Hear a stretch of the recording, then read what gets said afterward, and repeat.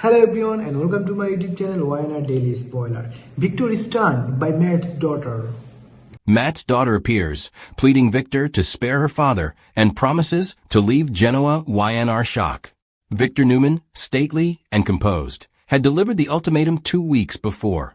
Sell Chancellor Winter's media division to Newman Enterprises, agree to a hostile acquisition of Abbott assets, or face a criminal investigation into accounting irregularities that would bring Matt's life to a very public ruin. Victor's guys had discovered a paper trail or cleverly constructed one. It was difficult to tell in a city where both possibilities existed. And his message had the harsh geometry of a man who always sought a margin of victory. Jack Abbott attempted to keep the family together like he usually did, with a combination of charm and strategy. He wandered the corridor outside, disputing with counsel and attempting to buy time when there was little left. Ashley, poised and relentless as always, constructed defenses. But the faces around them were strained, as if they had been waiting for the other shoe to drop. Matt refused to sell. He made that decision the night the first letters arrived, because there are some things he will not compromise on, and legacy, for him, at least, began with dignity.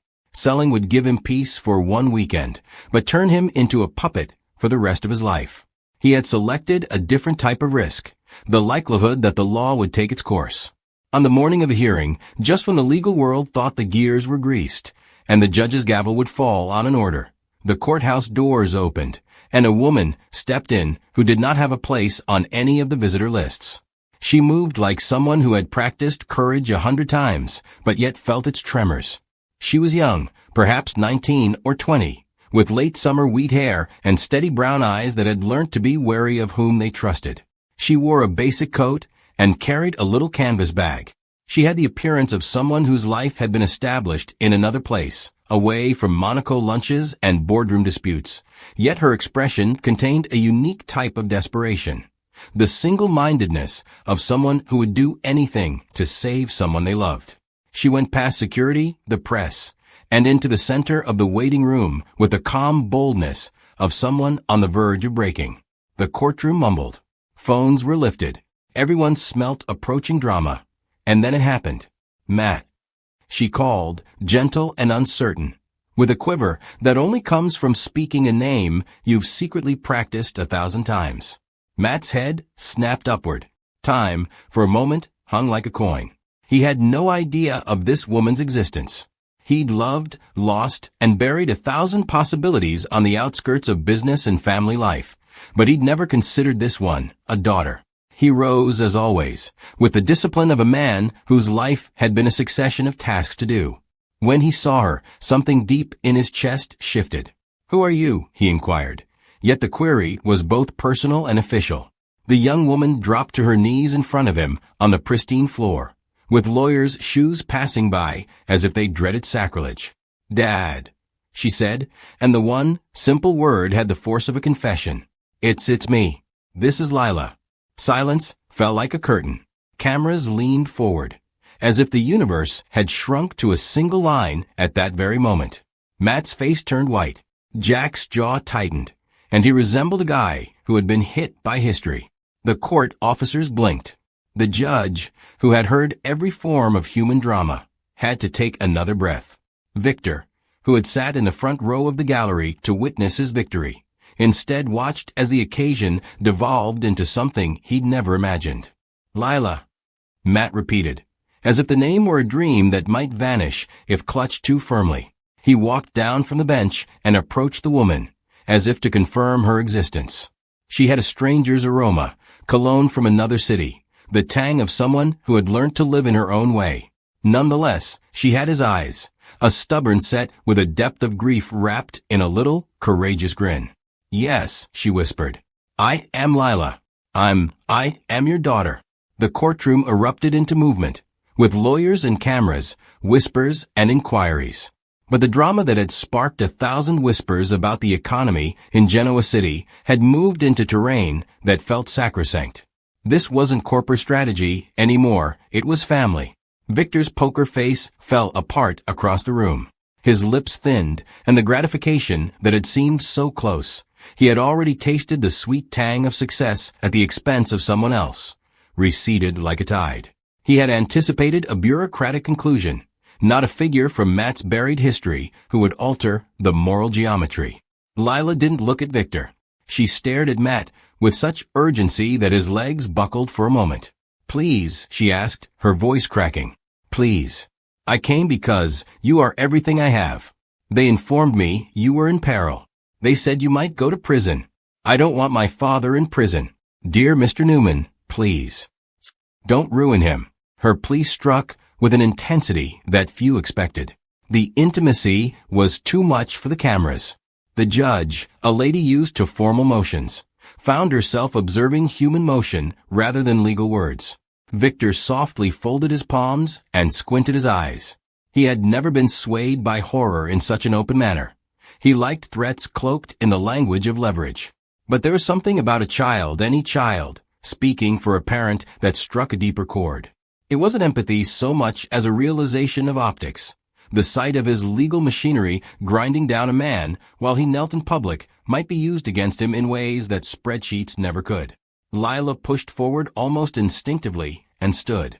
The courtroom appeared too small to accommodate everything she was carrying. "I will leave Genoa," she stated softly and precisely. "I'll go away. I will never return if you spare him. I'll take my life elsewhere. I'll," she swallowed, "sign a document if you like. Please, Mr. Newman. My father raised people. He did not intend to damage anyone. He deserves a chance. He deserves to live." The comments were the type of offer that the town's tabloids would describe as selfless, innocent, and tragic all at once. Victor's face, so often a mask of calculating, flickered with an inscrutable mixture. Delight at the theatrics, followed by a deeper flicker. He had made his living by making people pay, and now one young woman was giving herself in exchange for her father's life. The gallery erupted in whispers. Nick, who had come to court for reasons he wouldn't disclose, appeared torn. Sharon's hand rose to her mouth. Jack's expression reflected both paternal fear and pity. For Matt, the image of a young woman kneeling for him brought back memories of choices he had once thought were private, coming home to claim him. Victor rose as if he'd decided the world needed another lesson. He strode to the front of a court with the commanding presence of a general. The room quieted. "Mr. Abbott," he continued, his voice carrying the weight of a man who rarely allowed for compromise. "This is unexpected. However, your daughter's appearance in Genoa City raises an important point. Looks matter. Do you think I hadn't considered your family? Yes, I have. I've considered everything. I will entertain this request under one condition." The whole courtroom leaned in. Victor had a reputation for theatrical cruelty, not mercy. He likes to offer a choice after he'd already set the trap. "You will leave Genoa," Lila said before Victor could finish. "I don't need conditions. I'll go. I'll sign whatever you need. Please spare him." Victor's sights shifted to Lila in an almost personal manner. He viewed her as an image, a story piece. He pondered about press cycles, sympathy, and reputation. You might use sympathy or weaponize it. There was an offer of self-erasure in exchange for another man's life. The irony was delightful. "And what about your father's obligations?" Victor asked slowly, his words arranged like money on a ledger. "What about the crimes he's accused of? What about the evidence? No one abandons the law because a daughter leaves town." His tone was clinical, almost bored. "We could come to terms where your father avoids a prison sentence by cooperating, by dissolving his assets in certain ways that could be beneficial to us both." Matt's face burnt. The concept that he was supposed to trade his life for riches, that his daughter should give up her world so he might keep his, felt like cruelty chiseled from old men's hands.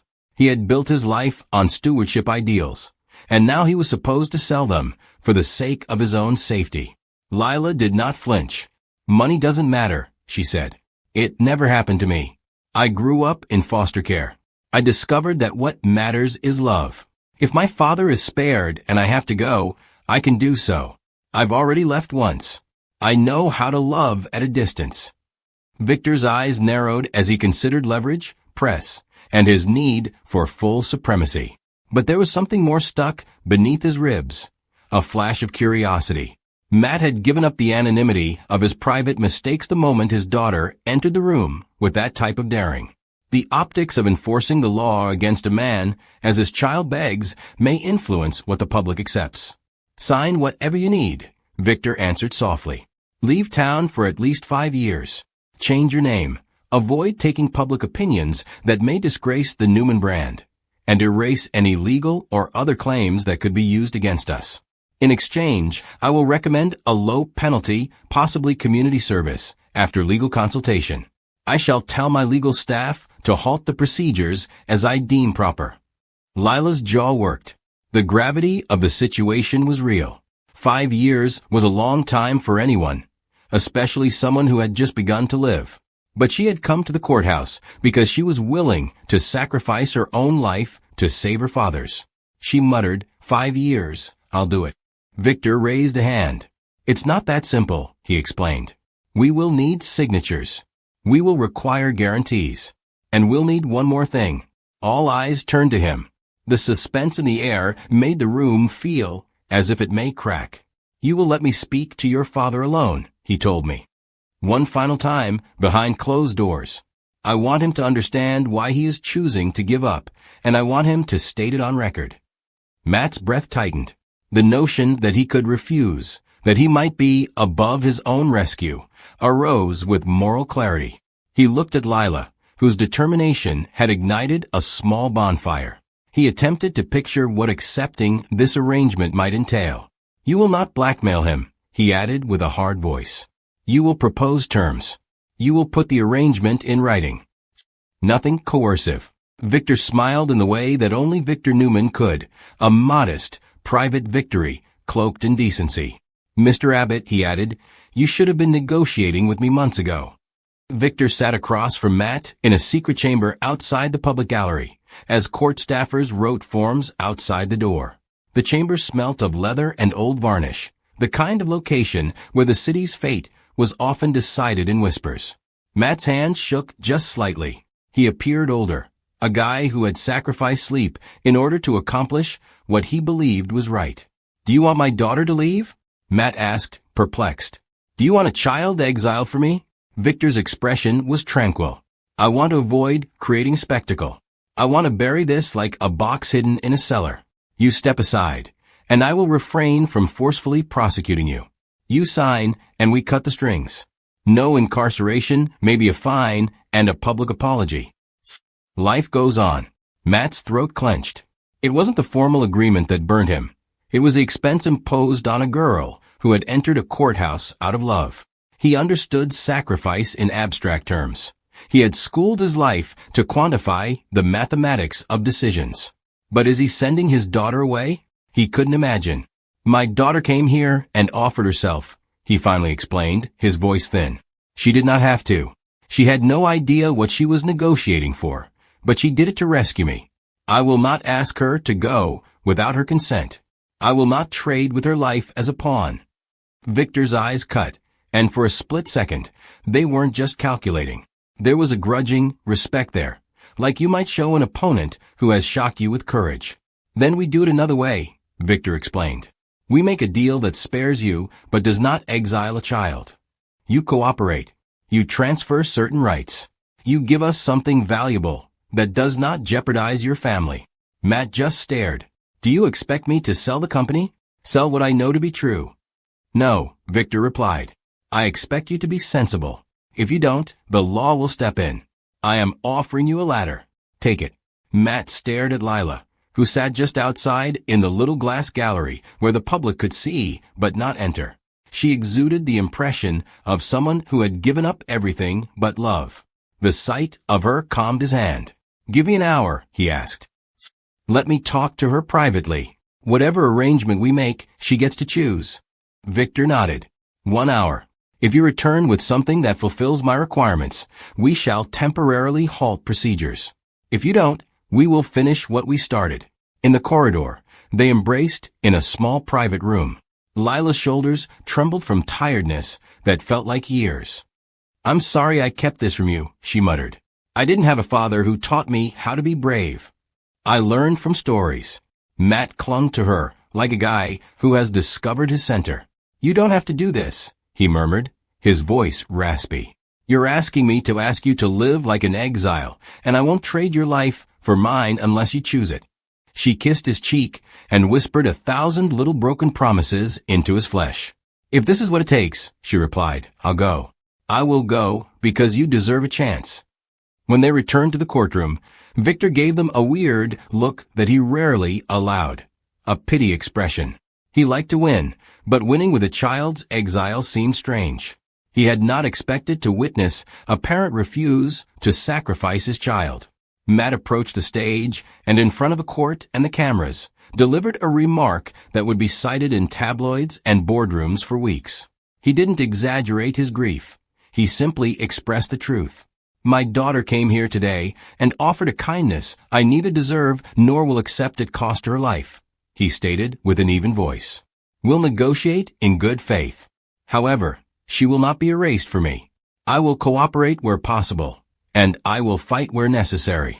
I will do everything I can to safeguard my family and my firm.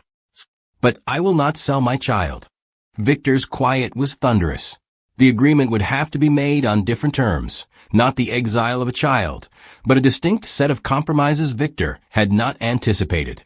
The judge, moved by the human drama, issued a temporary stay of enforcement actions and arranged a mediated settlement session for the following week.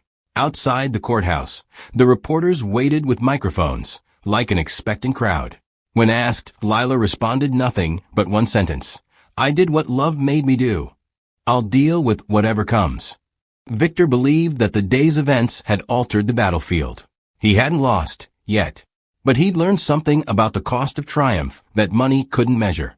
Even the smallest gestures of love can upset the balance of power. Matt's debt burden was only starting to shift. He had a daughter he'd never met, adversaries who want murder, and an empire that required strategy. But he also had a new line to live for, not merely to save balance sheets, but to demonstrate that a life could be rebuilt without losing the people who made it worthwhile. And for Lila, whose plan was straightforward and pure, the world would never be the same. She refused to leave Genoa that night. She would instead stand in the press's brightness like a little lamp against a storm, having given her all and asking only for time to be a daughter, not a bargaining chip. The true deal would be struck in the days that followed. Contracts created and countersigned. Legal language twisted to accommodate human desires. Victor making a chess play that would keep him safe but lost him leverage. And Matt making decisions that would heal and divide. But for one brilliant, glittering moment in a courtroom packed with men who saw everything as an advantage, love had changed the rules.